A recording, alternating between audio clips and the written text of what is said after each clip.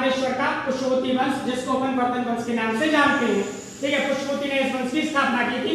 अब अपन पढ़ते हैं इस वंश के प्रभाकर वर्धन के बारे में, जो इस वंश का एक महत्वपूर्ण शासक रहा है। प्रभाकर वर्धन के 2 पुत्र और 1 पुत्री थी।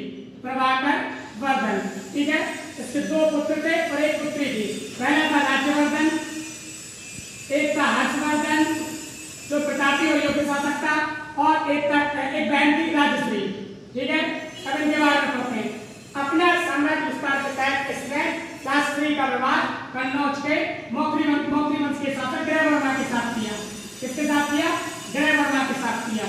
बाद में मालवा के देवगुप्त और शशांक, जिसने बोधि वृक्ष उखाड़ा था, शशांक, इनने मिलकर ग्रहवर्मा की हत्या कर दी।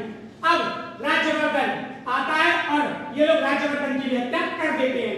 इसके बाद 16 वर्ष की आयु में हर्षवर्धन गद्दी पर बैठता है। पहले थानेश्वर से राजधानी कन्नौज जाता है, फिर दिवाकर मित्र की सहायता से अपनी बहन को ढूंढता है और फिर शशांक की हत्या करता है। ठीक है, इसके बाद अपन को याद रखना है इसके समय हैंसांग आया था। कौन आया था?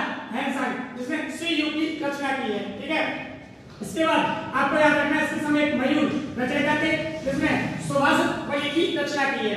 और हर्षवर्धन स्वयं 3 नाटक लिखे हैं, रत्नावली, नागनंदा और प्रियदर्शिका, इसको धावक कवि की सहायता से कंप्लीट किया है। अब इसके बारे में अपन को याद रखना है हर्ष की जो प्रमुख लड़ाई थी वो चालुक्य वंशीय पुलकेशन द्वितीय के साथ थी और वो नर्मदा नदी के किनारे हुई है। तो ऐहल प्रशस्ति में बताया गया है कि इसमें हर्ष की पराजय हुई है, जबकि पांडव इस पराजय के बारे में नहीं करते।